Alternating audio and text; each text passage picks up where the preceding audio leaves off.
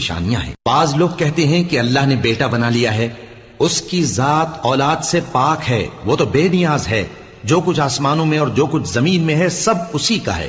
اے افترا پردازو، تمہارے پاس اس قول باطل کی کوئی دلیل نہیں ہے، کیا تم اللہ کی نسبت ایسی بات کہتے ہو جو جانتے نہیں؟